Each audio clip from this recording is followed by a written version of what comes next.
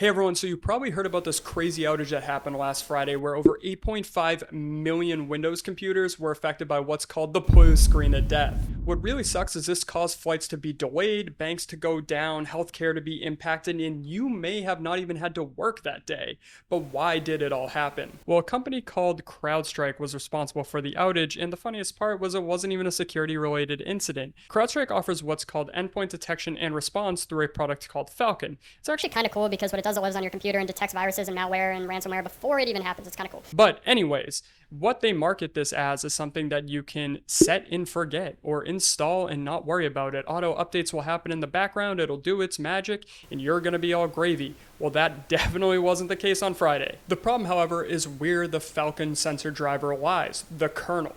The kernel is super important and is crucial to making sure your computer starts up. Since Falcon needs to know about the underlying network, memory, and file system, it's embedded into the kernel to be able to read these events. This isn't all that bad, but what makes matters worse is the Falcon driver actually lives in what's known as the ELAM phase. ELAM occurs in the boot process because what it needs to do is detect whether there is malware or other issues, threats, in the system before everything else boots up. Once the ELAM is done, the kernel will be able to move on and start booting everything else up. So now that we understand the full context of where this sensor driver lies in terms of the kernel boot process, what we need to understand now is what's called channel files. They're essentially a configuration file that contains details and response rules for the sensor. The specific file which caused the blue screen of death was 291.sys. Now you may be wondering why the 291 file has caused such a commotion and essentially caused a blue screen of death. Well,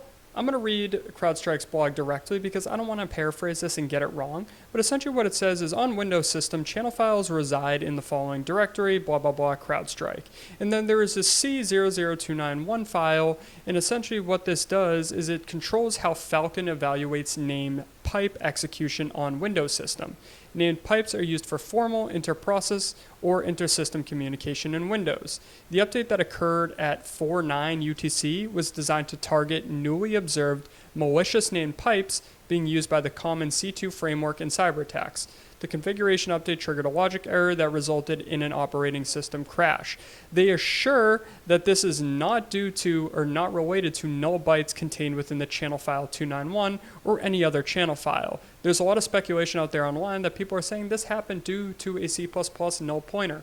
Now, they're saying this isn't the case. We're going to see how all of this unfolds. This is ultimately what led to the blue screen of death and caused panic all around the globe. IT professionals were definitely not happy, and I'm sure travelers weren't as well. Now, there's going to be a lot of opinions out there on what CrowdStrike could have done to contain this issue and maybe make sure it didn't happen, and that has been yet to be reported. I'm sure CrowdStrike will be extra cautious the next time, and it's going to be interesting to see how this unfolds.